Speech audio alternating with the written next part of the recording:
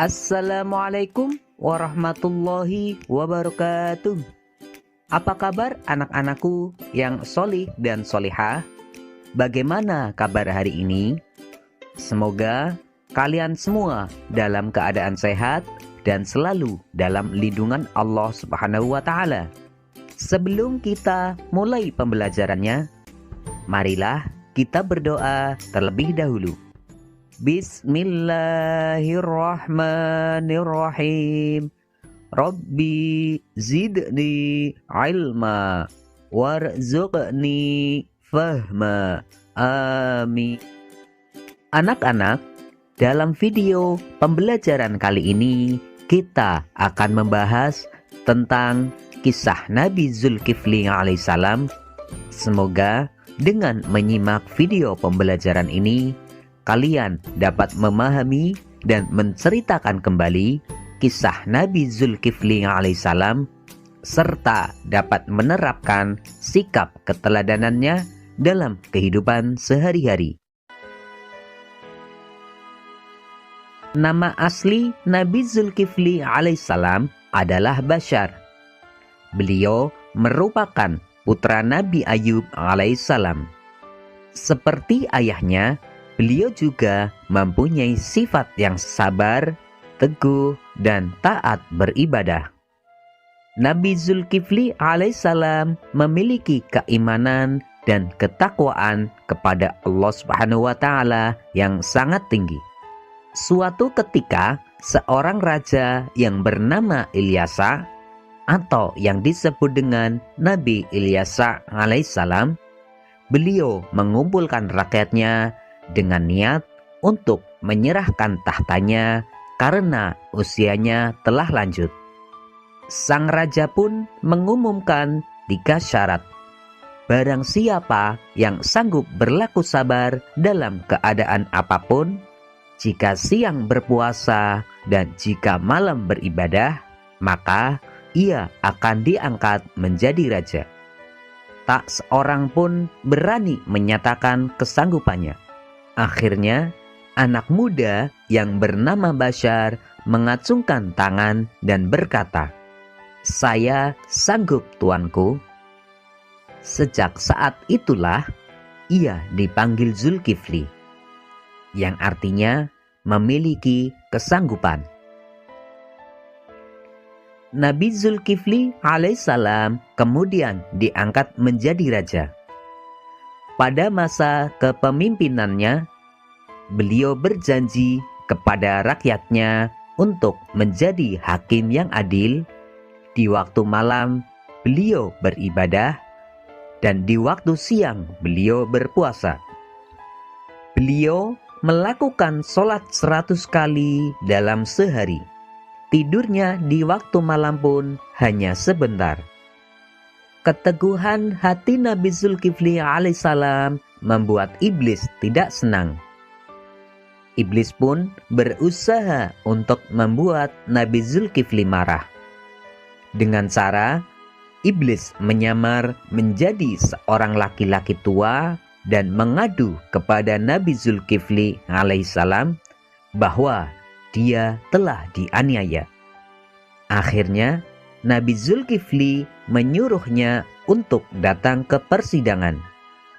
Akan tetapi, pada waktu persidangan, laki-laki tua jelmaan iblis itu sengaja tidak kunjung datang, dengan tujuan agar Nabi Zulkifli menjadi marah. Kemudian, ketika Nabi Zulkifli alaihissalam sedang istirahat, laki-laki tua tersebut datang lagi, dan dia kembali mengadukan nasibnya. Nabi Zulkifli pun memerintahkan kepada laki-laki tua tersebut untuk datang pada saat persidangan. Setelah peristiwa itu, Nabi Zulkifli alaihissalam memerintahkan pengawal untuk melarang siapa saja yang mengganggunya ketika beristirahat. Kemudian, para pengawal pun memperketat penjagaan. Akan tetapi, laki-laki tua itu tetap berhasil menyelinap masuk. Akhirnya, para pengawal pun sadar bahwa ia bukan manusia biasa. Godaan iblis untuk membuat Nabi Zulkifli alaihissalam marah ternyata tidak berhasil. Kesabaran Nabi Zulkifli alaihissalam diuji kembali, yaitu dengan keengganan rakyatnya untuk membayar sedekah. Selain itu, para pengawalnya pun enggan untuk maju berperang. Ternyata mereka semua takut mati, sehingga tidak mau berperang. Mereka akan ikut berperang jika Nabi Zulkifli alaihissalam menjamin keselamatan mereka. Kemudian Nabi Zulkifli alaihissalam berdoa kepada Allah Subhanahu wa taala untuk keselamatan bala tentaranya, yaitu beliau memohon agar tidak ada satupun dari mereka yang cedera saat berperang. Tibalah saatnya peperangan itu. Allah Subhanahu wa taala pun mengabulkan doa Nabi Zulkifli alaihissalam sehingga tidak ada satupun dari rakyatnya yang cedera ketika berperang.